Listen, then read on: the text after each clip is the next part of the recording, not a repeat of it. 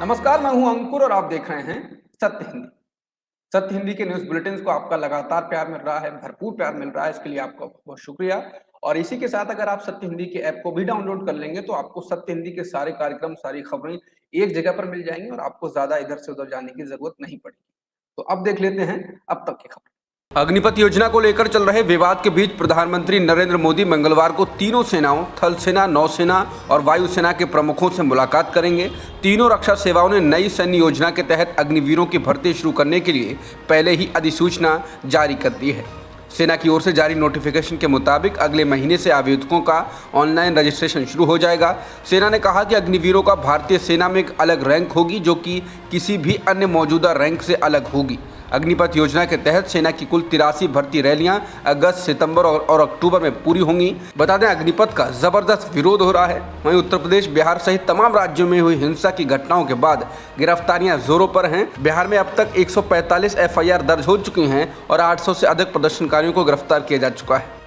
Army staff के vice chief lieutenant general BS Raju ने सोमवार को कहा कि अग्निपथ भर्ती योजना को अच्छी तरह से विचार विमर्श के साथ लाया गया है और अगर इसमें किसी भी तरह की बदलाव की ज़रूरत होती है तो आने वाले 4-5 सालों में किया जाएगा।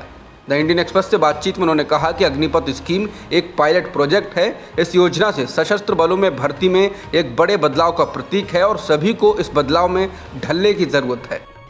हरियाणा के मुख्यमंत्री मनोहर लाल खट्टर ने अग्निवीरों को लेकर कहा कि मैं घोषणा करता हूं कि अग्निपथ योजना के तहत 4 वर्ष देश की सेवा करने के बाद वापस आने वाले अग्निवीरों को गारंटी के साथ हरियाणा सरकार में नौकरी दी जाएगी। इससे पहले सोमवार को उद्योगपति आनंद महिंद्रा ने अग्निपथ योजना का समर्थन करते हुए घोषणा की थी कि वो अग्निवीरों को नौकरियों का मौका देंगे। हालांकि पूर्व सैनिकों ने ही आनंद महिंद्रा की इस घोषणा पर सवाल उठाए। पूर्व नौसेना प्रमुख और 1971 की जंग के हीरो एडमिरल अरुण प्रकाश ने आनंद महिंद्रा के ट्वीट के जवाब में कहा कि इस स्कीम का इंतजार क्यों? क्या महिंद्रा ग्रुप ने अब तक उन हजारों कुशल अनुशासित पूर्व सैनिकों से संपर्क किया है जो हर साल रिटायर हो रहे हैं और जिन्हें दूसरा करियर बनाने के लिए मौके की तलाश है?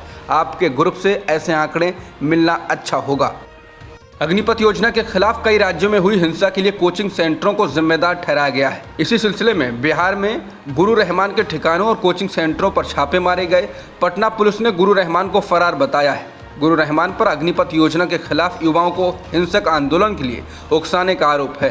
रहमान के खिलाफ 17 जून को एक वीडियो सोशल मीडिया पर वायरल होने के बाद दानापुर पुलिस स्टेशन में एफआईआर दर्ज की गई थी, जहां वो कथित तौर पर युवाओं को आंदोलन के लिए उकसा रहे थे। महाराष्ट्र में उद्धव ठाकरे सरकार मुश्किल में आ गई है। शिवसेना के बड़े नेता और मंत्री एकनाथ शिंदे 11 विधायकों के साथ गुजरात के सूरत में एक 5 सितारा होटल में ठहरे हुए हैं। बताया जा रहा है कि एकनाथ शिंदे मुख्यमंत्री उद्धव ठाकरे से नाराज चल रहे हैं। महाराष्ट्र में हुए विधान परिषद के चुनाव के बाद से एकनाथ शिंदे शिवसेना के 11 विधायकों के साथ सोमवार शाम से ही गायब हैं।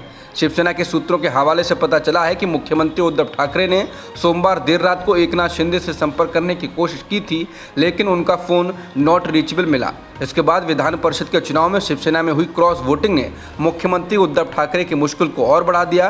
वहीं उद्धव ठाकरे ने मंगलवार दोपहर 12 बजे शिवसेना के विधायकों की आपात बैठक बुलाई है। महाराष्ट्र में 10 सीटों पर हुए विधान परिषद के चुनाव में बीजेपी ने एक बार फिर से महाविकास आघाड़ी सरकार को पटखनी देकर 5 सीटें जीत ली। हालांकि एनसीपी और शिवसेना के 2-2 उम्मीदवार चुनाव जीत गए हैं, लेकिन 10वीं सीट को जीतने के लिए कांग्रेस के ही 2 उम्मीदवार आमने सामने आ गए। आखिर में मुंबई कांग्रेस के अध्यक्ष भाई जगताप ने अपनी ही पार्टी के नेता चंद्रकांत हंडोरे को हरा दिया। विधान परिषद के चुनाव में महाविकास आघाड़ी सरकार में फूट देखने को मिली। सूत्रों के अनुसार शिवसेना और कांग्रेस के विधायकों ने क्रॉस वोटिंग की, जिसका फायदा बीजेपी को मिला और उसके सभी उम्मीदवार चुनाव जीत गए। कांग्रेस के पूर्व अध्यक्ष राहुल गांधी से सोमवार को जांच एजेंसी ईडी ने पूछताछ की, लेकिन राहुल को मंगलवार यानी कि आज फिर से पूछताछ के लिए बुलाया गया है। राहुल नेशनल हेराल्ड अखबार से जुड़े कथित मनी लॉन्ड्रिंग के मामले में ईडी की पूछताछ का सामना कर रहे हैं और बीते एक हफ्ते में उनसे अब तक 4 बार में 40 घंटे की पूछताछ हो चुकी है। कांग्रेस अध्यक्ष सोनिया गांधी को भी 23 जून को जांच एजेंसी के सामने पेश होना है। कोरोना से संक्रमित होने के बाद वो दिल्ली के सर गंगाराम अस्पताल में भर्ती थीं, लेकिन सोमवार शाम को उन्हें अस्पताल से छुट्टी मिल गई। उधर अग्निपथ योजना और जांच एजेंसी ईडी के द्वारा पूर्व अध्यक्ष राहुल गांधी से पूछताछ के विरोध में कांग्रेस के कार्यकर्ताओं ने सोमवार को भी देश में कई जगहों पर प्रदर्शन किया। राष्ट्रपति चुनाव के लिए विपक्षी दलों की एक अहम बैठक मंगलवार को दिल्ली में होगी। ये बैठक एनसीपी मुखिया शरद पवार ने बुलाई है। इससे पहले भी कुछ विपक्षी दलों की एक बैठक दिल्ली के कॉन्स्टिट्यूशन क्लब में हुई थी, लेकिन सबसे बड़ा सवाल ये है कि विपक्ष आखिर किसे उम्मीदवार बनाएगा, क्योंकि इस पद के लिए जितने भी नाम सामने आए सभी ने उम्मीदवार बनने से इनकार कर दिया है। एनसीपी मुखिया शरद पवार, जम्मू कश्मीर के पूर्व मुख्यमंत्री फारूक अब्दुल्ला के बाद महात्मा गांधी के पोते गोपाल कृष्ण गांधी ने भी विपक्ष का उम्मीदवार बनने से इनकार कर दिया है। ऐसे में विपक्ष के सामने उम्मीदवार चुनने का भी भारी संकट पैदा हो गया है, जबकि बीजेपी की अगुवाई वाले एनडीए की ओर से कई नाम इस दौड़ में शामिल हैं। दूसरी ओर बीजेपी भी मंगलवार को अपने संसदीय दल की बैठक करेगी, जिसमें वो राष्ट्रपति चुनाव के लिए उम्मीदवार तय करने की दिशा में आगे बढ़ेगी। भारत के साथ साथ आज पूरे विश्व में 8वां अंतर्राष्ट्रीय योग दिवस मनाया जा रहा है। प्रधानमंत्री नरेंद्र मोदी ने भी योग दिवस पर कर्नाटक के मैसूर में एक सामूहिक कार्यक्रम में लोगों के साथ योग किया। इस दौरान उन्होंने कहा कि हमें योग को एक अतिरिक्त काम के तौर पर नहीं लेना है, हमें योग को जानना है और जीना भी है, अपनाना भी है, पनपाना भी है।